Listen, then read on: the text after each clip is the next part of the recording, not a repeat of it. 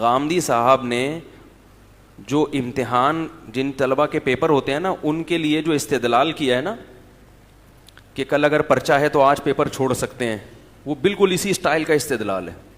کہتے ہیں جب اللہ نے سفر میں روزہ چھوڑنے کی اجازت دے دی اس لیے کہ اس میں ٹینشن ہوتی ہے, مشقت ہوتی ہے, تو اللہ کی قسم سفر میں روزے میں اتنی ٹینشن نہیں ہوتی جتنا کل پیپر ہے, آج آپ نے تیاری کرنی ہے, اس میں ٹینشن اٹینشن. خوب غور سے سنے کیا کہہ رہا ہوں. وہ کہتے ہیں اس میں ٹینشن, ارے یار بولو نا, اس میں ٹینشن زیادہ ہوتی ہے. تو جب اللہ نے سفر میں اجازت دے دی تو کل ایک بچے کا پیپر ہے, پورے سال کی تیاری ہے, 5 لاکھ روپے اس کے اس سیمسٹر پہ خرچ ہو چکے ہیں. رمضان میں بھوکا پیاسا رہ کے اس کو بہت سے تو گٹکے پان کے سگریٹ کے عادی ہوتے ہیں, وہ یہ غامدی صاحب نہیں کر رہی, میں خود اپنی رپورٹ پیش کر رہا ہوں. تو وہ بیچارے کیسے ایکچولی روزہ رکھیں گے؟ کوئی بات نہیں, فعدۃ من ایام اخر, سمجھ رہے ہیں؟ جبکہ امت کے تمام فقہا, مفتیان کرام سب کہتے ہیں کہ روزہ چھوڑنے کی اجازت صرف 2 کنڈیشن میں ہے, سفر میں اور بیماری میں. اس کے علاوہ کسی صورت میں روزہ چھوڑنا جائز, بولو بھائی, نہیں. اس کے تفصیلی دلائل کیا ہیں وہ ایک طرف میں کچھ ایک اصول اور ضابطہ بیان کرتا ہوں آپ کو.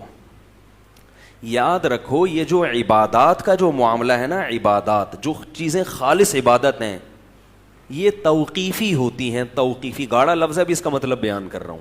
توقیفی, توقیفی کا مطلب جیسے نقل ہے اسی نقل پر اکتفا کیا جائے گا, اس میں اپنی عقل کو دخل, بولو بھائی, نہیں دیا ہے. کیونکہ جو عقل کو دخل دے گا نا وہ بڑی بےعقلی کی باتیں کرے گا اس میں. جیسے بھی میں آپ کو غامدی صاحب کی مثال دیتا ہوں, انہوں نے جو فلسفہ بیان کیا ہے نا وہ فلسفے پر خود بھی یہ عمل نہیں کریں گے.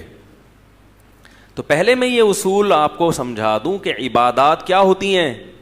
عبادات کا معاملہ توقیفی ہے, موقوف ہے. کس پر؟ اللہ اس کے رسول پر. جیسے بیان کر دیا ایز اٹ از آپ نے اس کو لینا ہے, اس میں اپنی افلاطونیاں اور بقراتیاں نہیں چلیں گی, ورنہ آپ کا پورے دین کا ایسے ستیہ ناس ہو جائے گا جیسے یہود و نصارہ کا دین تباہ و برباد ہو گیا.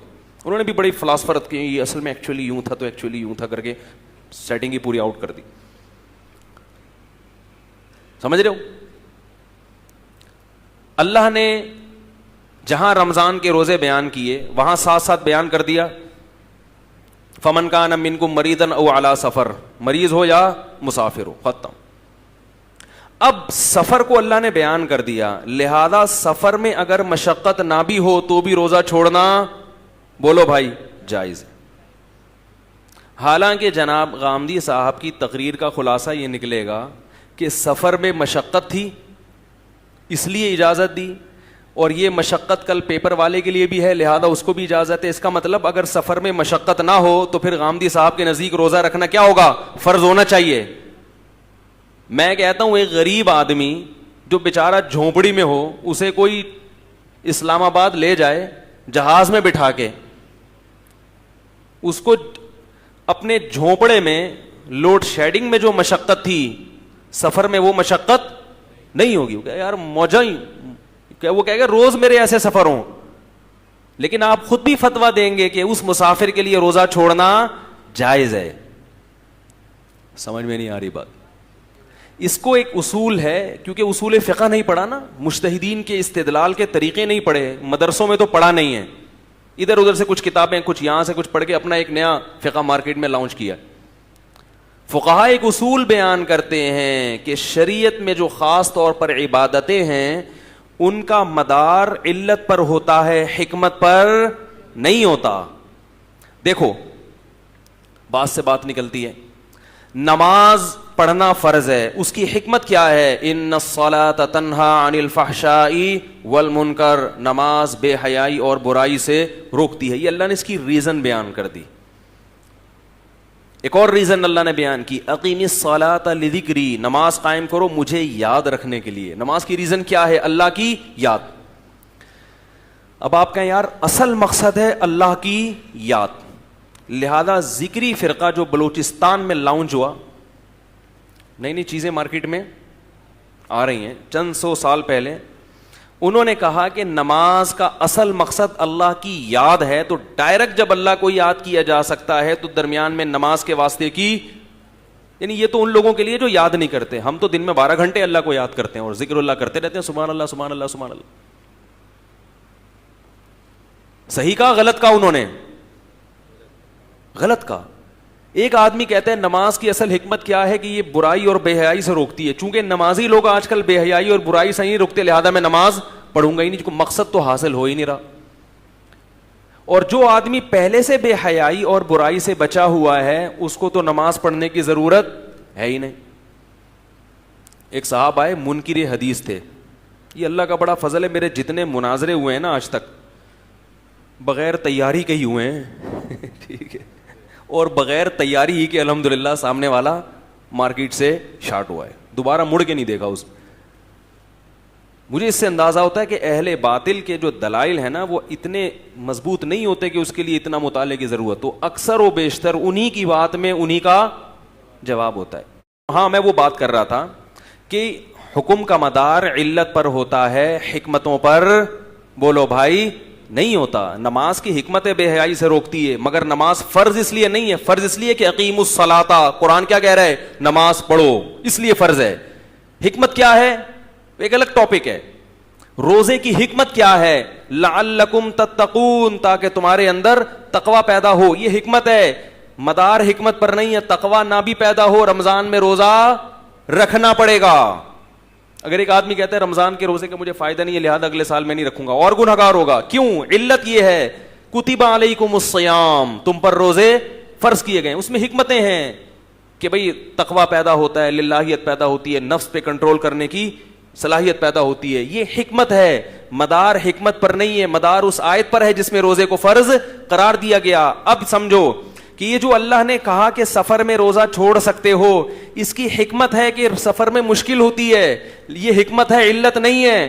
علت وہ آیت ہے جس میں سفر میں روزہ چھوڑنے کی اجازت دے دی گئی. لہذا سفر میں مشقت ہوگی تو بھی روزہ چھوڑنا جائز, مشقت نہیں ہوگی تو بھی روزہ چھوڑنا جائز ہوگا.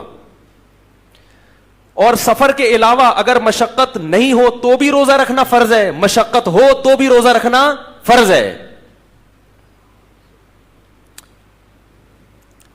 ڈی ایس پی صاحب کو فون کریں بھائی, بہت دن ہو گئے, دھمکیاں نہیں دی ہیں نا, معاملہ خراب ہو گیا. پنجاب میں ہوتا نا تو سمجھ جاتے تو تڑپ جاتے ہیں, سمجھ رہے ہو تو اب آئی سمجھ میں بات. اللہ نے مرض میں اجازت دی, اور یہی وجہ ہے کہ مرض اگر بڑھنے کا اندیشہ ہو تو روزہ چھوڑنا جائز ہے, چاہے مرض چھوٹا ہو یا زیادہ ہو. لہذا اللہ نے کہیں بھی نہیں قرآن میں کہا کہ کل اگر پیپر ہے تو روزہ چھوڑ دو, کیونکہ اگر اس پر مدار رکھا جاتا ہے نا حقیقی مشقت پر کہ واقعی اگر مشقت ہے تو روزہ چھوڑ دو, تو مسئلہ پھر بڑا گمبھیر ہو جاتا. کیوں؟ اس لیے کہ میں یہ کہتا کہ گرمیوں میں مجھے کیا ہوتی ہے, تکلیف ہوتی ہے. ایک آدمی کے لیے کل پیپر کی وجہ سے روزہ چھوڑا جا سکتا ہے, تو میرا پیپر نہیں بھی ہے, مجھے جون کا روزہ ویسے ہی سمجھ میں نہیں آتا میرے. تو یہ تو ایک عجیب بھیڑ چال بن جاتی. وہ رکھ رہا ہے, وہ نہیں رکھ رہا, وہ کہہ رہا ہے مجھے تکلیف ہے, وہ کہہ رہا ہے تکلیف نہیں ہے, وہ کہہ رہا ہے تکلیف نہیں ہے, تو پھر روزہ کا ثواب کیا ہے؟ تو روزہ کو تو نام ہی مشقت کا ہے. کیا خیال ہے؟ تو اس لیے یہ جو نئے نئے حضرات آ رہے ہیں نا, پروفیسر حضرات, ان سے دین مت سیکھو میرے بھائی, دین علماء سے سیکھو جو صدیوں سے مدارس میں پڑھتے پڑھاتے آ رہے ہیں. اگر ان میں غلط ہیں تو صحیح بھی انہی میں پیدا ہوں گے.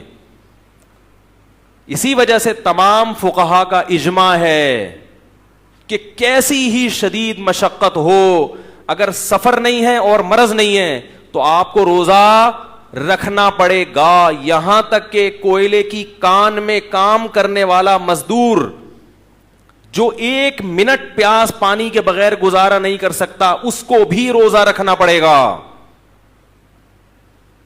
نہیں آ رہی بات؟ گرمیوں میں گڑا کھودنے والا مزدور, اس کو بھی روزہ رکھنا پڑے گا, کیونکہ مشقت ہوگی. مشقت کی وجہ سے اللہ نے روزہ چھوڑنے کی اجازت نہیں دی. روزہ تو نام ہی مشقت کا ہے. سمجھ میں نہیں آ رہی بات؟ مشقت کی وجہ سے اجازت دی. مشقت تو اسی میں ہوتی ہے نا. ہر آدمی کو ایئر کنڈیشن لائف تھوڑی ملتی ہے. 1400 سال سے مسلمان ایئر کنڈیشن میں نہیں بیٹھتے آئے تھے, یہی تھا مزدوری کرنا, یہ کرنا, وہ کرنا, گڑھے کھودنا. یہ انہی لوگوں کو تو قرآن خطاب کر رہا ہے. یہ تو ہمیں ایک سہولت مل گئی, ایئر کنڈیشن روم اور اے سی آفس ہے اور کمپیوٹر پہ بیٹھے ہوئے ہیں. اصل جو خطاب ہو رہا ہے صحابہ کرام کو, وہ تو یہی تھے, مزدور تھے, کھیتی باڑی کیا کرتے تھے. کسی صورت میں جائز نہیں ہے مزدور کے لیے روزہ چھوڑنا. سوال پیدا ہوتا ہے کہ کوئلے کی کان میں کام کرنے والا رکھے گا کیسے؟ وہ تو 1 سیکنڈ بھی پانی کے بغیر گزارا, بولو نا بھائی, نہیں, وہ تو مر جائے گا. تو ہم کہتے ہیں جب مرنے لگے تو توڑ دے, کیونکہ اللہ نے سب سے پہلے کس کو ترجیح دی ہے؟ اس پہ قرآن و سنت ہے کہ سب سے پہلے کیا ہے؟ زندگی. مرض میں بھی اجازت اور موت سے بچنے کے لیے بھی اجازت. لہذا بیمار ہونے کا خطرہ ہو شدید, تو جب وہ خطرہ پیدا ہوگا اس وقت توڑے گا. توڑنا اس کے لیے جائز ہوگا, چھوڑنا جائز. چھوڑنے کے دلائل الگ ہیں, توڑنے کے دلائل, بولو نا یار, الگ ہیں. اس لیے علماء کہتے ہیں 30 دن کسی نے ریگستان میں روزہ رکھا یا کوئلے کی کان میں, 30 کے 30 دن روزہ رکھ کے توڑے گا, انشاءاللہ گناہگار نہیں ہوگا. کفا بعد میں قضا کر لے, چھوڑے گا تو گناہگار ہوگا. کیونکہ قرآن کی آیت ہے فمن شہید منکم الشہر فلیصم, جو بھی رمضان کا مہینہ پائے روزہ رکھے, سوائے 2 کے, مریض اور مسافر. کوئلے کی کان میں کام کرنے والا اس من کے مفہوم میں داخل ہے, جو بھی کے مفہوم میں داخل ہے, لہذا وہ بھی روزہ رکھے گا, پھر عذر کی وجہ سے توڑے گا. اب اگر کوئی کہ یار جب رکھ کے توڑنا ہی ہے تو ایسے رکھنے کی کیا ضرورت, تو یہ آپ کی اپنی رپورٹ ہے, آپ کی اپنی منطق ہے جو اللہ کے قانون میں نہیں چلے گی. اس کی مثال ایسے ہے کہ آپ کو غسل کے لیے پانی نہیں مل رہا, غسل کے لیے آپ کو پورا جسم ناپاک, آپ کا احتلام ہوا, جسم میں ناپاکی لگی, پانی نہیں مل رہا.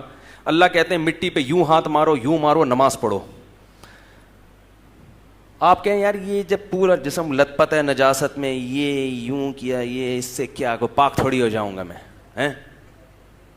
نہیں پڑھ رہا ہے, مجھے گندگی میں نہیں ہے. قضا کرنے کا گناہ ہوگا کہ نہیں ہوگا؟ بھئی تم اپنی عقل کیوں لڑا رہے ہو؟ اللہ نے کہہ دیا کہ تم یوں کر لو تو میں اس کو, اور نیت کا فرق ہے. وضو کی نیت سے وہی کام کرو گے تو باوضو کہلاؤ گے, غسل کی نیت سے یہی 2 ضربے مارو گے تو یوں سمجھا جائے گا جیسے غسل کر کے آئے ہو.